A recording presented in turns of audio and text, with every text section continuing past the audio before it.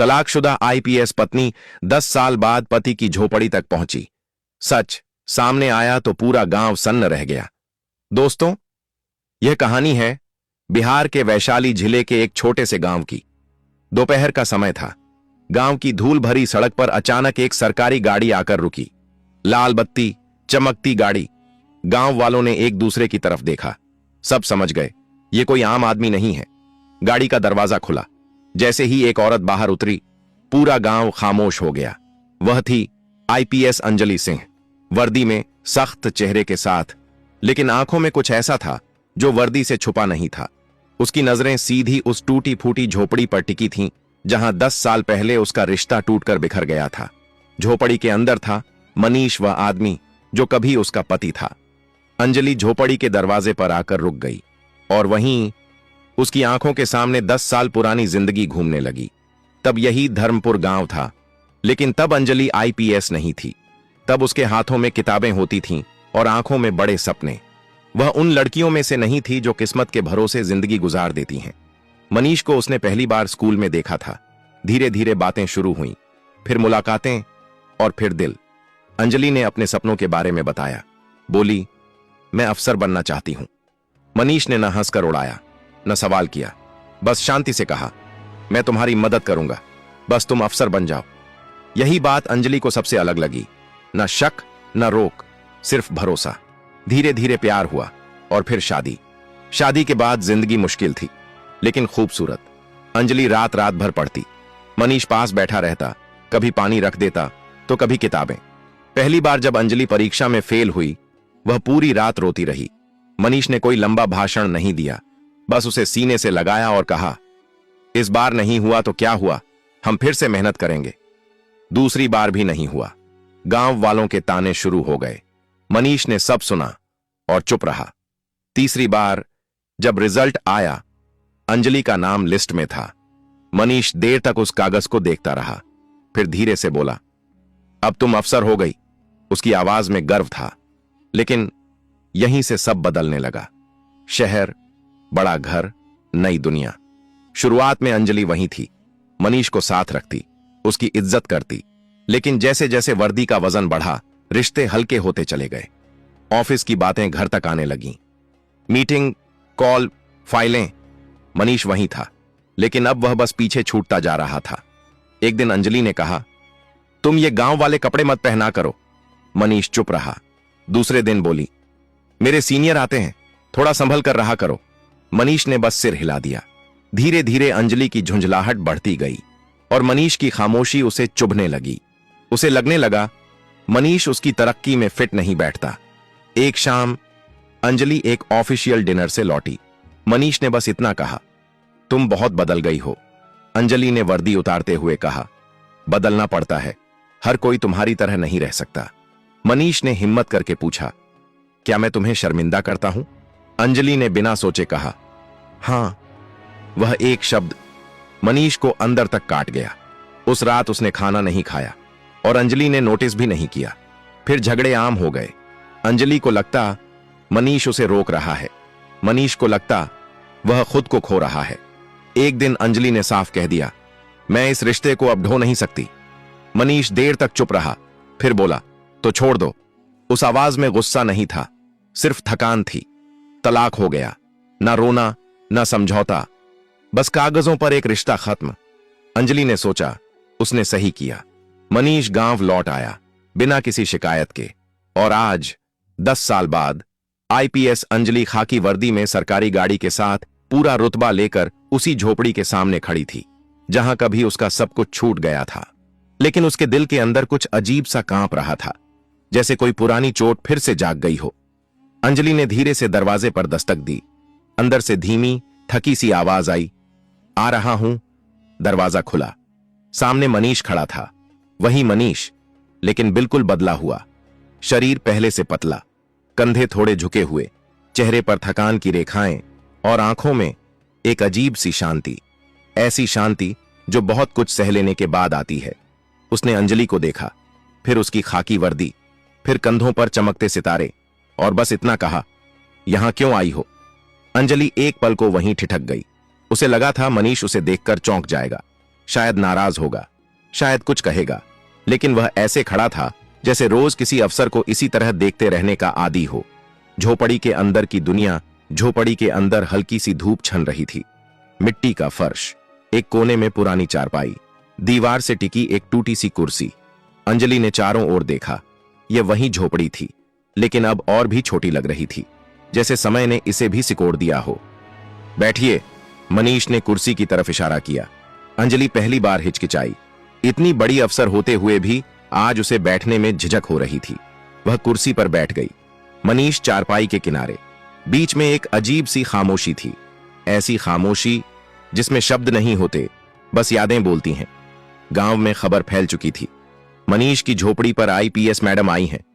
लेकिन हैरानी की बात यह थी कि कहीं कोई शोर नहीं था, कोई भीड़ नहीं थी, बस चुप्पी। अंजलि को लगा यह चुप्पी सामान्य नहीं है। मनीष उठा, मटके से पानी निकाला, एक गिलास में भरकर अंजलि की तरफ बढ़ा दिया। अंजलि ने गिलास पकड़ते समय उसके हाथ देखे, वही हाथ जो कभी उसके लिए खेतों में दिन रात मेहनत करते थे, अब और भी ज्यादा खुरदुरे हो चुके थे। उसने पानी पिया। आप यहां क्यों आई हैं? मनीष ने पूछा। यह पहली बार था जब उसने तुम नहीं, आप कहां था। वह एक शब्द अंजलि के दिल में चुभ गया। मैं। वह रुक गई। आईपीएस अफसर के पास हर सवाल का जवाब होता है, लेकिन आज उसके पास अपने आने की वजह का जवाब नहीं था। मनीष ने बिना दबाव डाले कहा, अगर कोई जरूरी काम हो तो बोलिए। अंजलि को समझ आ गया, मनीष टूटा नहीं था, झुका नहीं था, बस बदल गया था। तभी बाहर खड़ी कमला देवी आगे बढ़ी, गांव की सबसे बुजुर्ग औरत, जो सब कुछ जानती थीं। उन्होंने अंजलि की वर्दी देखी, फिर उसकी आंखों में झांका और कहा, मैडम, अंदर जगह कम है, बात बाहर कर लें तो अच्छा रहेगा। अंजलि बाहर आ गई। अब पूरा गांव सामने था। कमला देवी ने भारी आवाज में कहा, आप 10 साल बाद आई हैं। अंजलि ने सिर झुका लिया, धीमे से पूछा, सब ठीक है ना? कमला देवी रुकी, फिर बोली, सब ठीक तब होता जब मनीष बोल पाता। अंजलि चौंक गई। मतलब? एक एक करके लोग बोलने लगे। तलाक के बाद मनीष गांव छोड़कर शहर गया था, काम ढूंढने, लेकिन हर जगह लोग पूछते, आईपीएस अफसर का पति होकर मजदूरी? कुछ हंसते थे, कुछ ताने मारते थे। अंजलि की सांसें तेज हो गईं। कमला देवी बोली, लेकिन मनीष ने कभी नहीं कहा कि आपने उसे छोड़ा। वो बस यही कहता था, गलती मेरी होगी। ये सुनते ही अंजलि की आंखें भर आईं। एक आदमी बोला, एक बार थाने में भी बुलाया गया था। अंजलि घबरा गई। क्यों? झूठे केस में, आदमी बोला। लोग कहते थे आईपीएस की बीवी का नाम लेकर धमकाता है। मनीष ने बस इतना कहा था, नाम मत लो, वो अब मेरी नहीं है। कमला देवी ने आखिरी बात कही, मैडम, मनीष ने आपकी वजह से अपनी आवाज खो दी। अब वो इसलिए कम बोलता है क्योंकि जब बोलता था लोग हंसते थे। अंजलि पीछे मुड़ी। मनीष झोपड़ी के दरवाजे पर खड़ा था, शांत, बिल्कुल शांत, जैसे ये सब बातें उसकी नहीं, किसी और की हों। कांपती आवाज में अंजलि ने पूछा, यह सब तुमने मुझे कभी क्यों नहीं बताया? मनीष ने पहली बार सीधे उसकी आंखों में देखा और बस कहा, आपने कभी पूछा ही नहीं। यह वाक्य अंजलि को किसी थप्पड़ की तरह लगा। अब उसे समझ आ रहा था, यह सिर्फ एक टूटा हुआ रिश्ता नहीं था, यह एक आदमी की चुपचाप दी गई कुर्बानी थी। और उसे यह भी महसूस हो रहा था, यह कहानी अभी खत्म नहीं हुई है, अभी सच का आखिरी हिस्सा सामने आना बाकी था। और वह ऐसा सच था जो सिर्फ अंजलि को नहीं, पूरे धर्मपुर गांव को अंदर तक हिला देने वाला था। कमला देवी ने बहुत धीरे से कहा, मैडम, जो आपने अभी तक सुना वो पूरा सच नहीं है। अंजलि का दिल जैसे धक से बैठ गया। एक बात है, कमला देवी ने आगे कहा, जो मनीष ने हमें भी बहुत बाद में बताई थी। भीड़ में से एक बुजुर्ग आगे बढ़े, सफेद बाल, कांपते हाथ। मैं रामू काका हूं, उन्होंने कहा। उन्होंने पहले अंजलि की वर्दी देखी, फिर ऊपर आसमान की तरफ देखा और बोलना शुरू किया। तलाक के करीब 6 महीने बाद की बात है। एक रात मनीष गांव लौटा था। चेहरे पर चोट थी। रामू काका की आवाज भारी हो गई। अंजलि चौंक पड़ी। कैसी चोट? एक ठेकेदार ने झूठा केस कर दिया था, रामू काका बोले। उसने कहा, मनीष ने आईपीएस अफसर की बीवी का नाम लेकर धमकाया है। अंजलि की आंखें फैल गईं। थाने में उसे घंटों बैठाया गया, पूछताछ हुई। किसी ने कहा, बीवी से एक बार बात कर लो, वो अफसर है, 1 मिनट में छूट जाओगे। रामू काका ने गहरी सांस ली।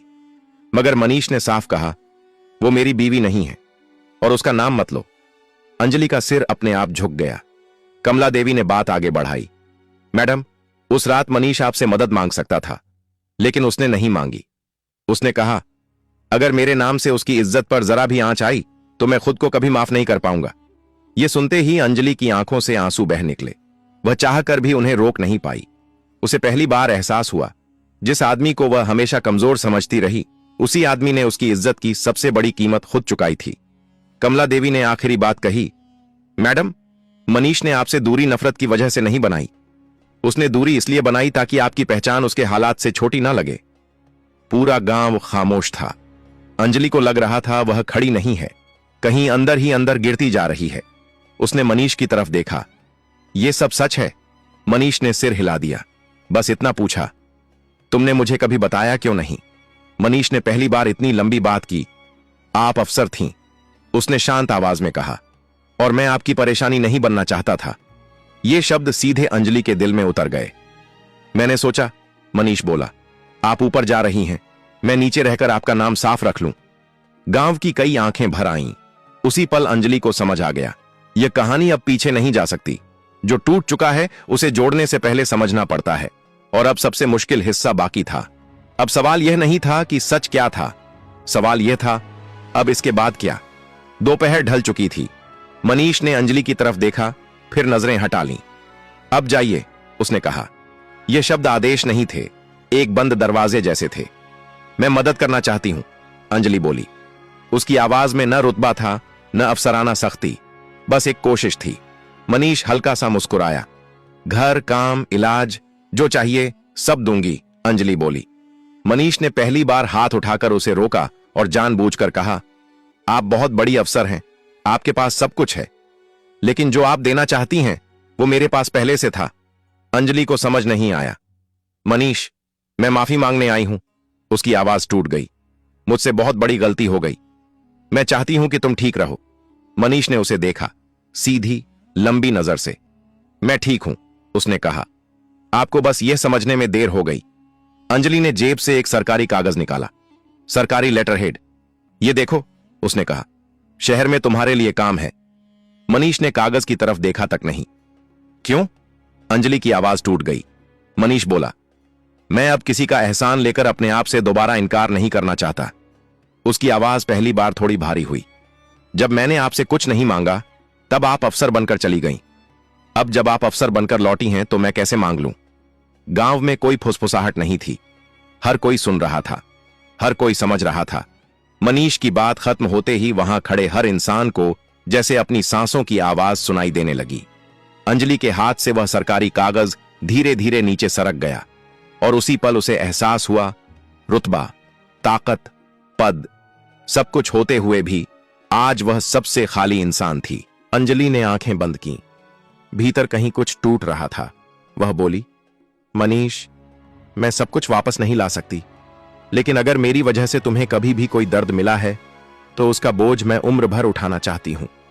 मनीष ने हल्की सी सांस ली। उसकी आवाज अब भी शांत थी, लेकिन उस शांति में एक लंबा सफर छिपा था। दर्द सबको मिलता है अंजलि, फर्क बस इतना है कि कुछ लोग दर्द को आवाज बना लेते हैं और कुछ लोग उसे खामोशी बना लेते हैं। मैंने खामोशी चुनी थी। कमला देवी आगे बढ़ी। उनकी आंखों में नमी थी। मैडम, मनीष ने कभी किसी से शिकायत नहीं की, लेकिन यह गांव जानता है कि उसने कैसे खुद को संभाला। वह खेतों में काम करता है, बच्चों को मुफ्त पढ़ाता है। गांव के लड़के कहते हैं, अगर मनीष भैया जैसा इंसान बन गए तो जिंदगी जीत लेंगे। अंजलि चौंक गई। उसने मनीष की तरफ देखा। तुम बच्चों को पढ़ाते हो? मनीष ने सिर हिलाया। जो मुझे नहीं मिला वो किसी और से क्यों छीनूं? उस एक वाक्य ने अंजलि की आंखों के सामने पूरी तस्वीर रख दी। अंजलि धीरे धीरे आगे बढ़ी। उसने पहली बार बिना वर्दी के वजन के एक इंसान की तरह बात की। मनीष, अगर तुम चाहो तो मैं यह गांव छोड़कर चली जाऊंगी।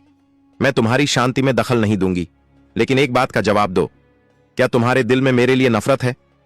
मनीष कुछ पल चुप रहा। गांव वाले भी रुक गए। फिर उसने कहा, नफरत होती तो आप यहां खड़ी नहीं होती। नफरत आदमी को कठोर बना देती है। मैं कठोर नहीं हुआ, बस शांत हो गया। अंजलि की आंखों से आंसू बहने लगे। उसने आज पहली बार समझा कि माफी मांगना आसान होता है, लेकिन माफी के काबिल बनना बहुत मुश्किल। अंजलि ने गांव वालों की तरफ देखा। अगर आपको मंजूर हो तो मैं एक काम करना चाहती हूं। यह किसी एहसान के लिए नहीं, किसी नाम के लिए नहीं, सिर्फ इंसानियत के लिए। रामू काका ने पूछा, कैसा काम बिटिया? मैं चाहती हूं कि इस गांव में एक छोटा सा स्कूल बने, मनीष उसे संभाले, न मेरे नाम से न किसी अफसर के नाम से, सिर्फ धर्मपुर पाठशाला, ताकि यहां के बच्चों को सपने देखने से पहले किसी की इजाजत न लेनी पड़े। गांव में पहली बार एक हल्की सी हलचल हुई। लोग एक दूसरे की तरफ देखने लगे। मनीष ने अंजलि की तरफ देखा, और अगर मैंने मना कर दिया? अंजलि ने सिर झुका दिया। तो मैं बिना सवाल किए चली जाऊंगी, यह मेरा प्रायश्चित होगा। मनीष की आंखों में पहली बार नमी आई। वह धीरे से बोला, मैं स्कूल चलाऊंगा, लेकिन आपकी वजह से नहीं, बच्चों की वजह से। अंजलि ने सिर हिलाया। उसके चेहरे पर हल्की राहत थी। वह जान गई थी, यह कोई समझौता नहीं, यह सम्मान है। शाम ढलने लगी। सरकारी गाड़ी अब भी गांव के बाहर खड़ी थी। अंजलि ने जाने से पहले आखिरी बार मनीष की तरफ देखा। मनीष, क्या कभी तुम मुझे माफ कर पाओगे? मनीष ने आसमान की तरफ देखा, जहां सूरज लाल हो रहा था। माफी तब दी जाती है जब सामने वाला खुद को दोषी मानता है। आप मान चुकी हैं, यही काफी है। अंजलि की आंखें भर आईं। उसने बिना कुछ कहे हाथ जोड़ दिए। गांव के लोग रास्ता देने लगे। कोई नारा नहीं, कोई तालियां नहीं, बस सुकून था। गाड़ी चल पड़ी। अंजलि शीशे से बाहर देखती रही। उसने महसूस किया कि आज वह पहली बार अफसर नहीं, इंसान बनकर जा रही है। पीछे गांव में मनीष खड़ा रहा। उसके चेहरे पर कोई जीत का भाव नहीं था, बस संतोष था। उसने झोपड़ी के पास खड़े बच्चों को बुलाया और कहा, कल से पढ़ाई सुबह शुरू होगी। बच्चों की आंखें चमक उठीं। कहानी यहीं खत्म नहीं होती। कहानी वहां खत्म होती है जहां अहंकार टूटता है और इंसान बच जाता है। इस कहानी से बस इतना ही सीख मिलती है, रिश्ते पद से नहीं चलते, इज्जत आवाज से नहीं, और सबसे बड़ी ताकत खामोशी में भी हो सकती है।